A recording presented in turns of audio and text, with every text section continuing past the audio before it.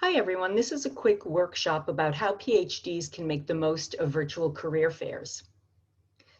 These slides are available at the URL you see on the slide above, and also recordings of all workshops are on YouTube, and the URL is there as well. I'm Susan Martin, the Program Director for PhD Career Development.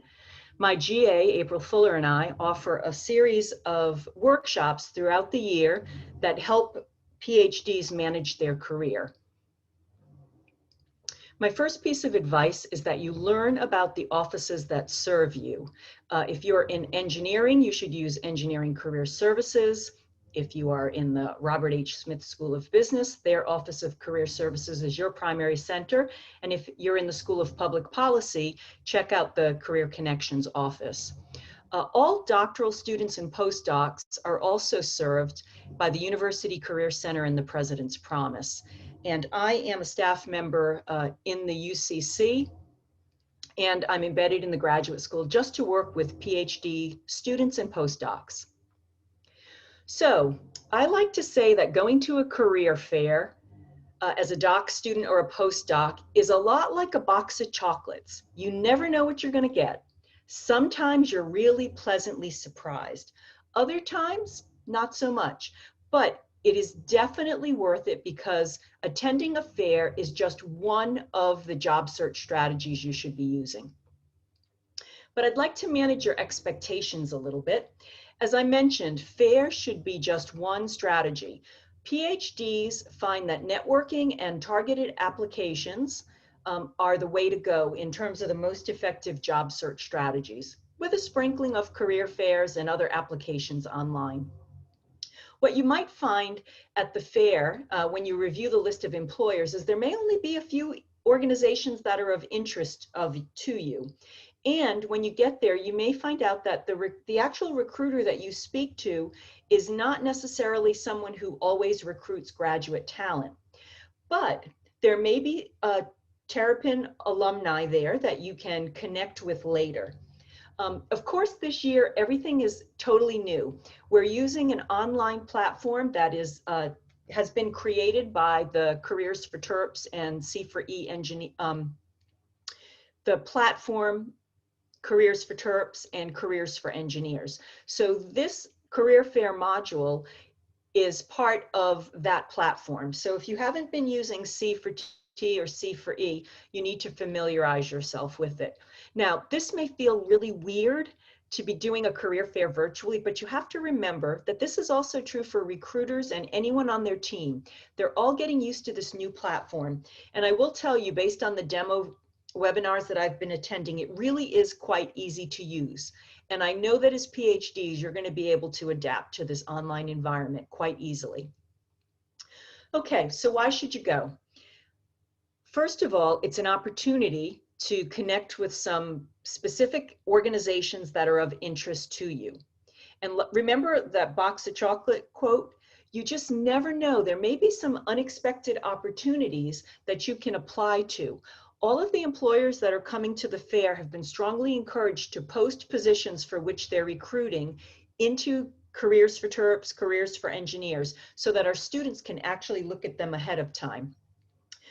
Attending this any virtual fair will also be an initial point of contact for you. If you've been only preparing for academic careers, you may feel like you don't have connections out there in industry, and these fairs, virtual fairs, are exactly what that is for. It's a chance to make initial contacts. And this is a great chance for you to practice being in a new culture. So as a PhD, you've been well socialized into the norms of how you speak and interact in academia. Attending a fair and interacting with employers virtually at this fall fair is going to be a great way to practice basic conversational skills and your elevator pitch or introduction. And I will tell you, I don't see virtual fairs going away even in the future. So it is good practice for you to start getting comfortable in the virtual environment. All right, you can expect the opportunity to present yourself as a job seeker that has transferable skills. It is going to be an opportunity to make an initial connection with whomever is there from the organizations of interest. It's also a chance to follow up later. So quite honestly, PhDs will find that what they do after the fair, perhaps following up with an alum that they chatted with to do an informational interview, is going to be the most valuable part of attending the fair. So remember, these fairs are all about making connections and meeting people, practicing presenting yourself, and getting comfortable with business type chat.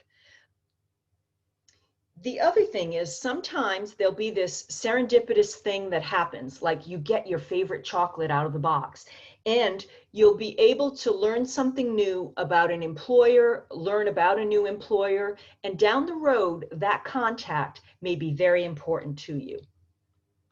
All right, so I'm going to talk now just about the virtual career and internship fair. It is 3 days. It is, there's a STEM day in engineering, there's a STEM engineering in all majors, and then all majors on the 3rd day. It's 12 to 5 every day. So this slide has some hot links to Careers for Terps, and this is where you would actually go to register for the fair. Every page for each day of the fair has a list of employers that are going to be there, a link to this overview video that you should watch, and tips for preparing for the fair. So if you intend to attend more than one day, you are going to have to register for each day. Right now, as of yesterday, actually, September 8th, there were companies that were already registered for the fair, and behind the scenes, these employers are still loading into Careers for Terps who is going to be attending the fair. And the beauty of this online platform is that when you register for the fair and when you attend the fair, you get to see and will have after the fair the contact for any of the representatives that you chat with individually via the queues that are set up to have 5 or 10-minute talks with individual members of the team that are attending the virtual fair. And also, you may get to attend some group chats with other representatives from these companies. And I've just highlighted some of them that I think should be of interest to PhDs. Throughout the year, this fall, there are a number of other fairs that are happening virtually. These are all inside of the events calendar in Careers for Terps, and the same registration process goes. Now, in some of these fairs, there's very specific eligibility about who can attend, and you'll notice the computer science career and internship fair has some eligibility. So you're going to want to explore that to see if you are eligible to attend. There's also a language career fair. The School of Public Health has a career info, and there's a fair for journalism. And I would encourage PhDs to, again, look at all of these fairs and see who's going to be attending. There are a few other interesting events that are happening in this virtual platform. There's a networking event, a diversity networking event that's happening, as well as a number of engineering boutique fairs. So these are sponsored by specific engineering departments. So check out the events calendar on Engineering Career Services on their website. All right, so there are a number of ways that you can get comfortable with this virtual platform. You can watch the overview video that was prepared by the C4T folks. You can also review the student virtual career fair instruction guide. And I used it to prepare a demo video that you can also access. And there's also more prep videos that will be coming out. Okay, so you will find links to all of these resources on the career fair pages inside of Careers for Terps, Careers for Engineers, UMD Policy Jobs, whatever your portal is. Okay, so again, here are these links. I did a demo, a separate demo of how to actually get registered, and the URL is right there. So it's a go.umd.edu/PhD fair demo. Okay, remember there are a number of prep events that are happening. Let me show you what that document looks like right now. So there are opportunities, and this document again has links to register for the fair. You can get your resume reviewed. Of interest, you can actually have an employer review your resume. I believe the deadline is September 11th to submit your resume. There are a number of other webinars that are happening, and you can see the links to all of these different events in here. So familiarize yourself with that document as well. All right, let's talk about, now you'll notice I'm not talking a lot about what you're going to do during the fair, but let me tell you that other video, when you're at the fair, what will happen is you get to review which employers are online. You get to put yourself in the queue to have an individual video chat with specific employers, and you have a chance to actually do some group chats with members of the recruiting teams that are going to be there. So you will do all of that inside of the portal. But again, you have to register for each day of the fair. If you have any questions on the day of the fair, one of the employers that are set up will be a help room with Career Center staff, and we will help coach you through using this portal. A few things to remember. After the fair, you're going to follow up with the employers that you chatted with or those that you didn't have a chance to chat with. All of their contact is going to be inside that platform. You will have access to that after the fair. I would encourage PhDs to send connect requests through LinkedIn, and I would suggest that you try to find Maryland alumni through LinkedIn that are working at any of the companies that you found of interest, and that you do some informational interviews with them. If you don't know what an informational interview is, you definitely want to go to the PhD career website and look at the resources page. After the fair, you also want to watch those company websites to see what postings happen, and you want to apply for things. I would recommend in your cover letter that you say that you met them at the fair. Okay, now for a really quick story. My suggestion is that you stay in touch. So I'm going to tell you about a real life student named Shauna who met a representative from McCormick Spice at the fall 2019 career fair. Shauna graduated in December, and then she took 6 months to go on an adventure out of the country. She returned into the US this August, but before that, she kept watching McCormick's website, and there were actually a couple of different jobs posted to which she applied.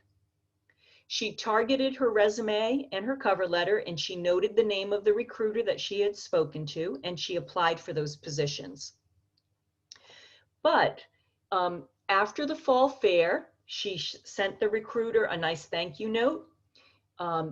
Later in the spring, before summer, she reached out again through LinkedIn just to let the recruiter know that she had been on an adventure out of the country and that she would be back. And then in the summer, she let the recruiter know that she had applied for these positions. So you never know who you're going to meet at the fair, and companies and recruiters love it when they can go back and make that connection to someone that they had met earlier. So that's my little example of how a PhD can leverage the fair. Okay, in the live workshop, I did some Q&A here. And I just want to remind you to please reach out if you have any questions about how to leverage a virtual career fair. My name is Susan Martin. I'm the Program Director for PhD Career Development. My email is smarty18@umd.edu. I'm going to exit my slideshow, and I'm going to go back to the very first slide so that you can see my contact information. Please don't hesitate to reach out. You can, if you're a PhD student or a postdoc, you can reach out and schedule an appointment in Careers for Terps. If you have any difficulty doing that, please send me an email, and I look forward to working with you. Have a great year.